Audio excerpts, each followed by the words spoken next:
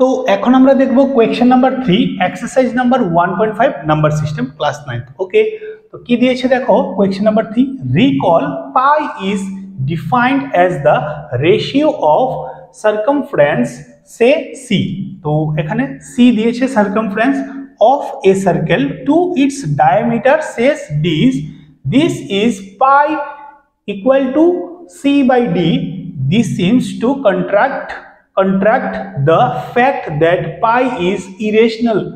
How you will resolve this contraction? ঠিক আছে, তো আমাদের এখানে দিয়েছে কি পাই এর ভ্যালুটা আমাদের দিয়ে দিয়েছে c by d।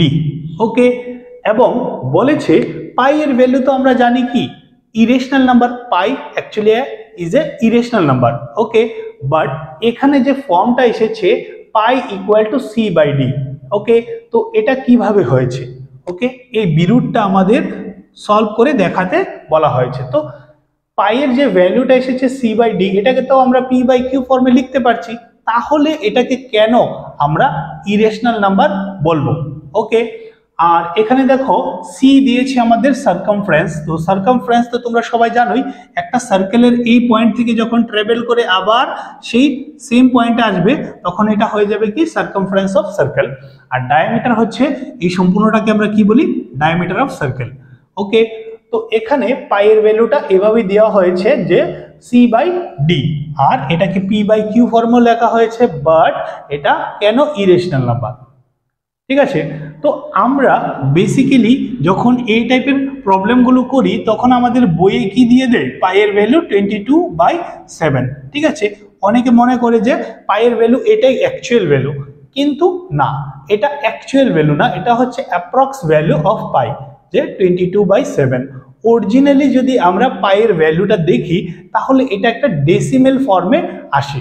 ওকে, এবং এটা নন টার্মিনেটিং নন রিপিটিং। তো যেসব নাম্বারগুলো নন টার্মিনেটিং এবং নন রিপিটিং সেই নাম্বারগুলোকে তো আমরা ইরেশনাল নাম্বার বলি। দ্যাটস ওয়াই আমরা কি করি পাইকে আমরা ইরেশনাল ধরি। বাট এখানে যে ফর্মটা চলে এসেছে, তো আমরা এখানে কি করব, এই যে ফর্মটা দিয়েছে তারা D by C by D, অর্থাৎ সি কে আমরা কি করতে হবে ডি দিয়ে ডিভাইড করতে হবে। তো সি কে যখন আমরা ডি দিয়ে ডিভাইড করব, অর্থাৎ সার্কামফারেন্সকে আমরা ডায়ামিটার দিয়ে ডিভাইড করব, তখন যে রেজাল্টটা আসবে সেটা আসবে কি নন টার্মিনেটিং নন রিপিটিং একটা ডেসিমেল ফর্মে। তো এটা হয়ে যাবে আমাদের কি ইরেশনাল নাম্বার। ওকে, তো এটা কি আমাদের বোঝার কথা ছিল, তো আমরা আশা করি বুঝতে পেরেছি।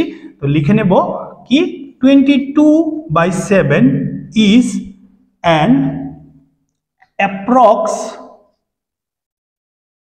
approximate value of pi। ওকে, এটা অ্যাপ্রক্স ভ্যালু অফ পাই। ঠিক আছে, এটা অরিজিনাল ভ্যালু না। তো অ্যাকচুয়াল ভ্যালুটা কি ফর্মে আসে, তো এটা আমরা লিখবো এখন in actual the decimal of pi is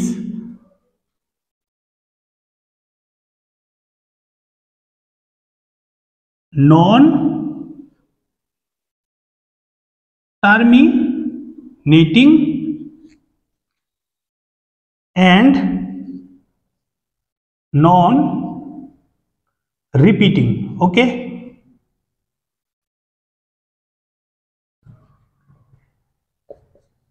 this means pi is an irrational।